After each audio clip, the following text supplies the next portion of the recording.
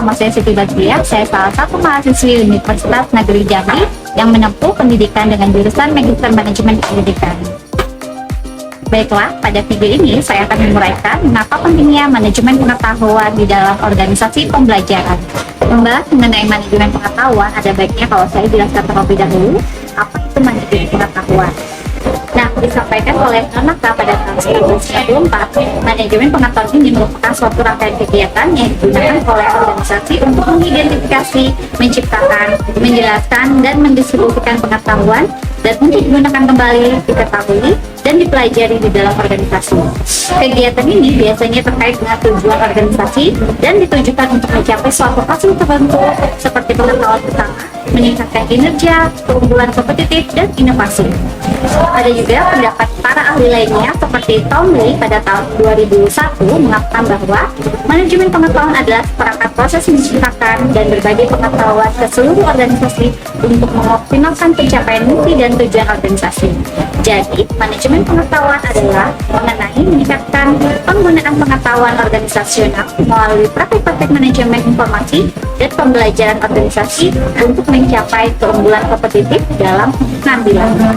Sedangkan menurut Henderson et al. Pada tahun 1994, adapun pembelajaran organisasional merupakan proses organisasi menggunakan pengetahuan yang ada dan membangun berbagai pengetahuan yang baru untuk membentuk pengembangan kompetensi baru yang sangat penting dalam lingkungan yang terus berubah. Jadi, dapat kita tarik kesimpulan dari beberapa pemahaman tadi, manajemen pengetahuan merupakan suatu upaya untuk menghasilkan nilai dari kekayaan intelektual organisasi melalui penciptaan, penyimpanan, penyebaran, dan pengetahuan sebagai aset kritis secara luas diakui sebagai sumber daya utama dari organisasi.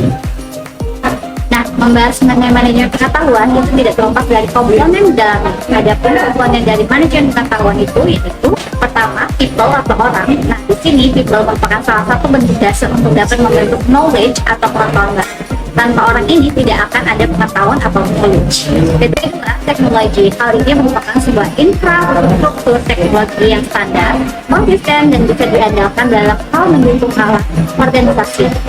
Dan yang ketiga yaitu proses.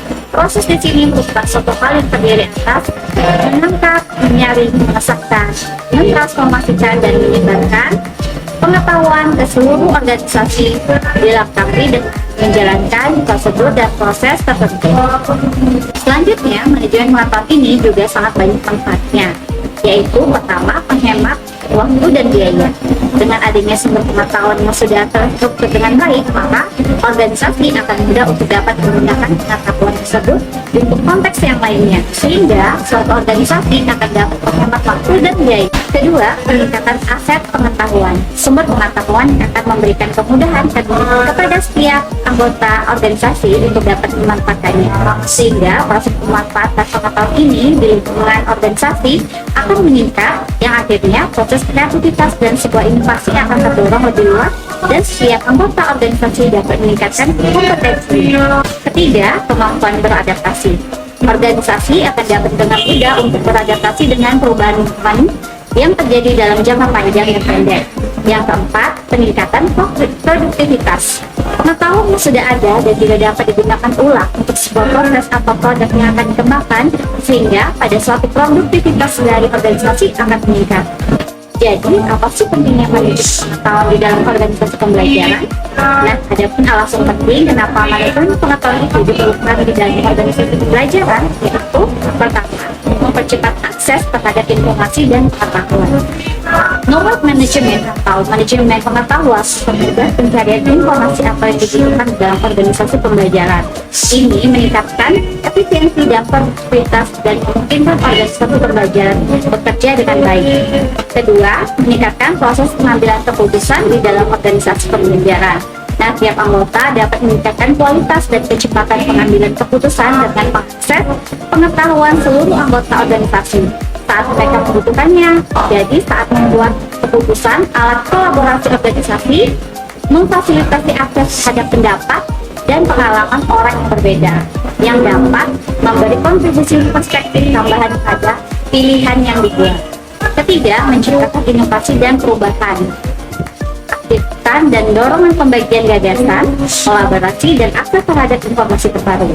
Knowledge management memungkinkan anggota di dalam organisasi untuk merangsek inovasi dan perubahan yang dibutuhkan untuk mengembangkan organisasi dan memenuhi kebutuhan pendidikan yang terus berubah. Yang keempat, meningkatkan efisiensi tiap unit operasi dan proses kemajuan organisasi.